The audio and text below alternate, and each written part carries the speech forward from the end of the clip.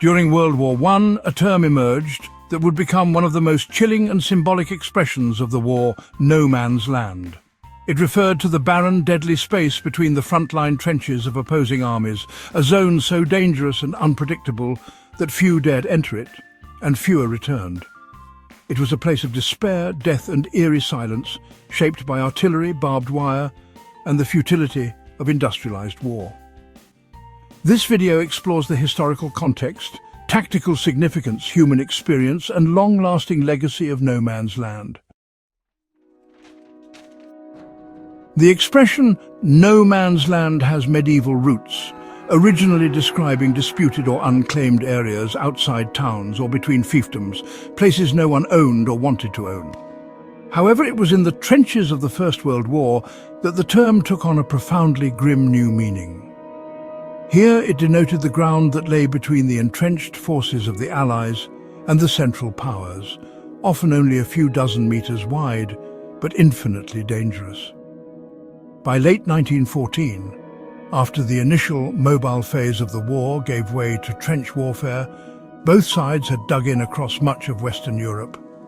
From the Swiss border to the North Sea, a line of fortified trenches and barbed wire defences emerged. The land between these opposing lines became known as no man's land, an area that was rarely under the complete control of either side and was constantly under surveillance and fire. No man's land was a desolate and tortured environment. What had once been farmland, villages and forests became unrecognizable due to constant artillery bombardments. Trees were reduced to splintered stumps, buildings were flattened, and the soil was churned into thick mud by thousands of shells and boots.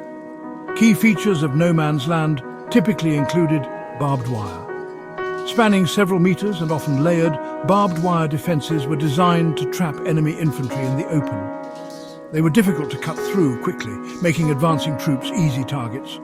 Shell holes and craters. Artillery created massive indentations in the earth, which could serve as temporary cover or deadly traps filled with water and corpses. Abandoned equipment. Shattered guns, helmets and tools littered the landscape, remnants of failed assaults. Human remains. Soldiers who fell in no man's land were often impossible to retrieve, leaving bodies exposed for weeks or months. The sight and smell added a harrowing dimension to the soldiers' psychological burden. Sniper hides and listening posts. Both sides occasionally dug forward positions into no man's land for reconnaissance or to intercept enemy activity. The terrain was treacherous even in calm periods. Rain turned the ground into a sucking swamp, especially in low-lying regions like Flanders. Soldiers frequently reported being stuck waist-deep in mud, sometimes fatally so. Life for soldiers on the edge of no man's land was marked by a grueling routine, high tension and constant danger.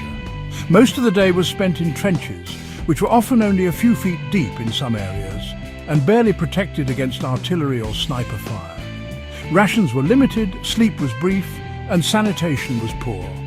The threat from no man's land was ever present. Snipers waited for the slightest movement above the parapet. Artillery shells could fall without warning. Gas attacks, introduced in 1915, added another terrifying element. If the wind changed direction, the gas would drift unpredictably, sometimes settling in no man's land. At night, soldiers would be sent into no man's land on patrols, often to gather intelligence, lay wire, or assess the enemy's strength. These missions were carried out in near total darkness, with absolute silence required. A single stumble or whisper could give away a patrol's position. Despite its horrors, soldiers sometimes found a strange intimacy in the proximity to the enemy. In certain sectors, where both sides were evenly matched and reluctant to provoke major fighting, informal agreements developed, such as avoiding sniping during meals or targeting specific areas. Major offensives required crossing no man's land, an ordeal that could result in catastrophic losses. When the whistle blew and soldiers climbed over the top, they advanced into a zone fully exposed to enemy fire. One of the most infamous battles where no man's land played a central role, the Somme offensive began with a week-long artillery barrage by British forces.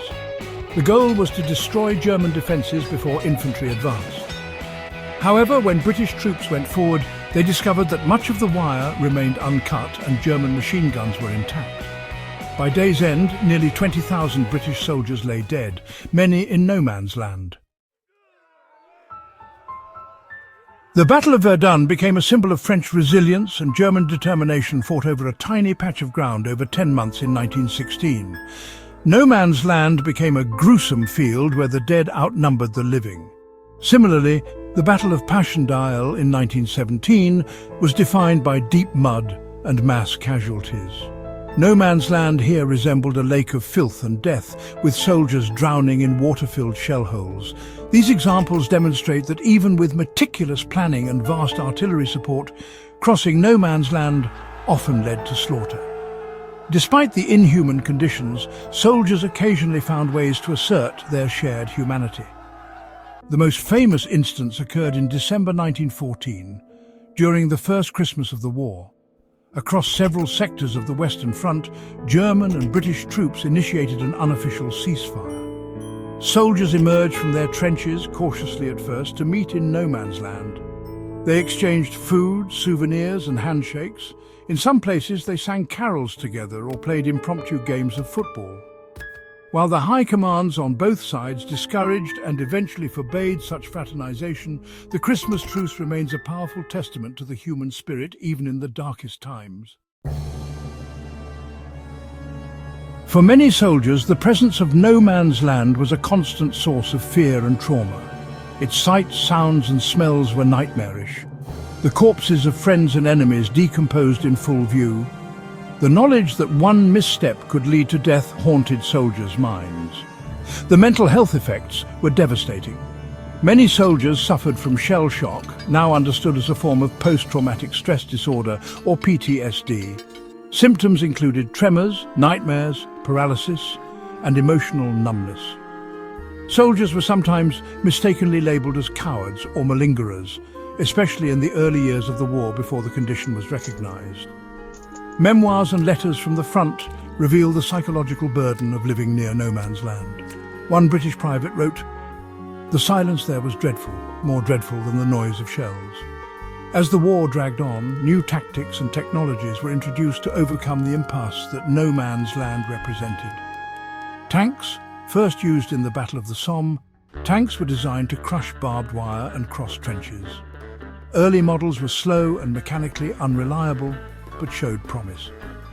Creeping barrage tactics, artillery would fire just ahead of advancing infantry, gradually moving forward to suppress defenders. Infiltration tactics, especially by German stormtroopers in 1918, these involved bypassing strong points and attacking from the rear. By 1918, the war became more mobile. The trench lines began to dissolve, and traditional no man's lands shrank. However, even then, areas between advancing and retreating forces still carried the legacy of the earlier desolate strips. The haunting image of no man's land has become an enduring symbol of World War I. It is often invoked in literature, film and remembrance as a representation of the war's futility and human cost. Notable cultural depictions include poetry. Wilfred Owen's Dulce et Decorum Est and Siegfried Sassoon's counterattack vividly describe the horrors of the front and no man's land. Novels, Erich Maria Remarque's All Quiet on the Western Front offers a powerful account of a soldier's experience, including the terrifying emptiness of no man's land. Films and plays. Modern works like 1917 and War Horse dramatize its perilous terrain and emotional weight. Even today, remnants of World War I's no man's lands exist. In parts of northern France and Belgium, red zones remain off-limits due to unexploded ordnance and heavy metal contamination. These places are preserved as memorials and ecological reminders of the war's long shadow. Battlefields like Vimy Ridge, Beaumont Hamel and Ypres offer visitors a chance to see preserved trenches and view the desolate land where so many lives were lost. Memorials and museums keep the memory of no man's land alive, not just as a historical fact, but as a warning.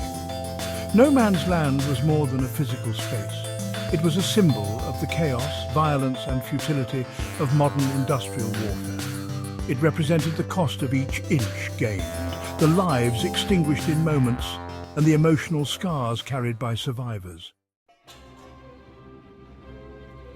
For the soldiers who stared across it each day, it was a grim reminder of the peril they faced and the humanity they shared with the enemy on the other side. For those of us today, it remains a powerful lens through which to view World War I, a place where bravery and horror, silence and gunfire, life and death coexisted in tragic balance. Please like and subscribe for more historical content.